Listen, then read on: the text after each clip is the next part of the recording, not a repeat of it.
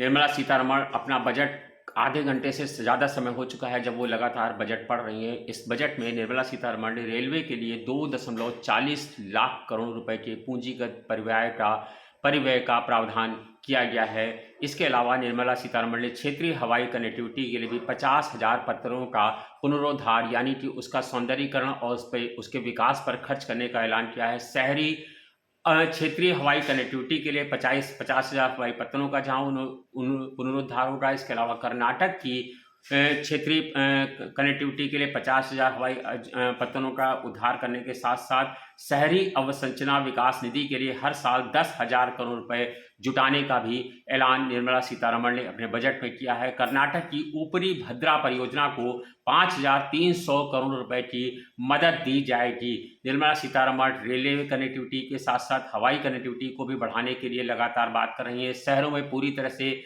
मशीनों से मल टैंकों और मेन होलों की सफाई की जाएगी। अभी तक कई जगहों पर मैनुअली इसको काम किया जाता है, अब पूरी तरह से मशीनों से मल टैंकों की और मेन होलों की सफाई की जाएगी, जिसके लिए एक बड़ा बजट का ऐलान किया गया है। इसके अलावा व्यापार सुगमता के लिए 42 केंद्रीय अधिनियमों में संशोधन किया जाएगा। आर्टिफिशियल इंटेलिजेंस के लिए 3 उत्कृष्टता केंद्र खोले जाएंगे। निर्मला सीतारमण अपने बजट में शहरी सुविधाओं को लेकर के फोकस कर रही हैं, इसीलिए उन्होंने रेलवे को ऑफिशियल इंटेलिजेंस के जरिए 3 उत्कृष्टता केंद्र खोले जाएंगे। व्यापार सुगमता के लिए 42 केंद्रीय जगहों पर संशोधन किए जाएंगे। कर्नाटक की जो भद्रा परियोजना है उसके लिए 5300 करोड़ रुपए का मदद का ऐलान किया गया है।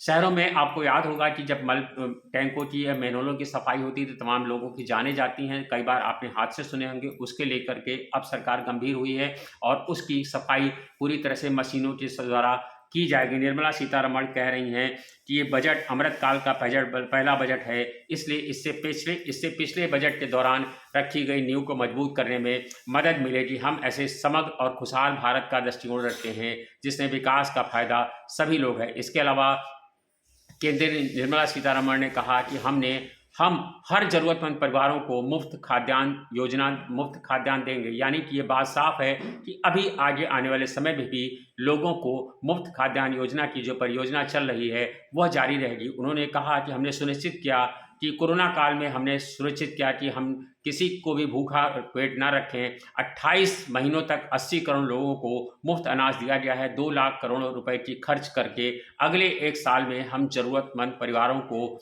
मुफ्त खाद्यान्न योजना देंगे, यानी कि अगले 1 साल तक भी मुफ्त खाद्यान्न परियोजना चलती रहेगी। जैसा कि लोग पहले भी उम्मीद जता रहे थे कि चुनावी वर्ष है, 2024 में आम चुनाव होना है, जिसको लेकर के सरकार ने एक लोक लुभावन योजना की शुरुआत कर दी है और कहा है कि अगले 1 साल में 2 लाख करोड़ रुपए खर्च करके 1 साल में जरूरतमंद परिवारों को मुफ्त खाद्यान्न योजना दी जाएगी।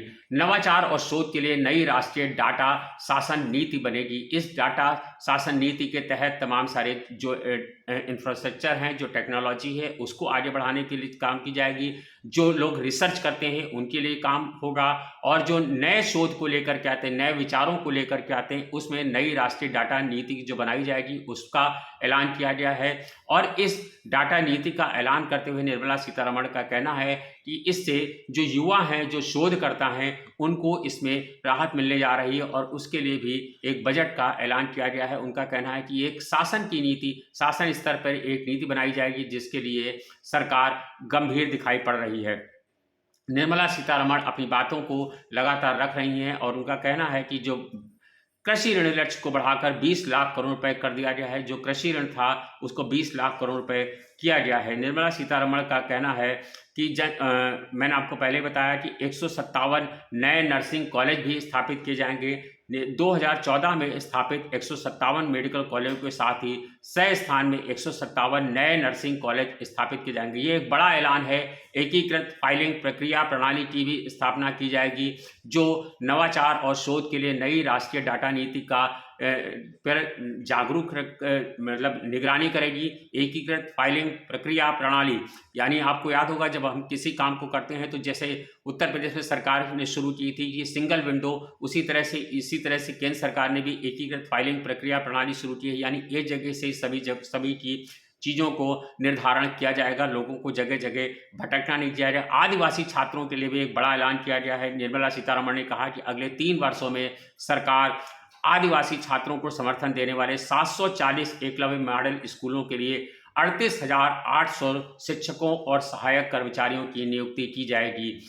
महामारी से प्रभावित एमएसएमई को भी राहत दी जाएगी। कोरोना काल में आपको याद होगा सरकार की एमएसएमई योजना थी जो कोरोना काल में तमाम प्रभावित हो गई थी, लोग काम नहीं कर पा रहे थे, तमाम व्यापारिक संस्थान बंद थे, बिजनेस हाउसेस बंद थे, जिसको लेकर के योजना प्रभावित हो गई थी, जिसको लेकर के सरकार का कहना है कि अब इस योजना को भी बढ़ाया जाएगा। आपको बता दें कि जो सरकार है संविदागत विवादों के निपटान के लिए लाई जाएगी स्वैच्छिक समाधान योजना, यानी कि जो महामारी से प्रभावित थे उनका ऐलान तो किया ही गया है। इसके अलावा जो शिक्षा संविदागत विवाद हैं, यानी कि कोई जो है संविदा के तहत जो विवाद चल रहे हैं उनको निपटाने के लिए एकीकृत समाधान योजना लाई जाएगी ताकि उसको भी तेजी से निपटाया जा सके जो विवाद लंबित चल रहे हैं। और स्वैच्छिक समाधान योजना इसका नाम रखा गया है। सरकार ने एक बड़ा ऐलान किया है, कहा है कि 38,800 शिक्षकों और सहायक कर्मचारियों की नियुक्ति सरकार करने जा रही है एकलव्य मॉडल स्कूलों के लिए, और ये 740 एकलव्य मॉडल स्कूलों के ऐलान किया गया है। इसके अलावा केंद्रीय वित्त मंत्री निर्मला सीतारमण ने यह भी कहा है कि 1 लाख प्राचीन पुरालेखों का डिजिटलीकरण किया जाएगा।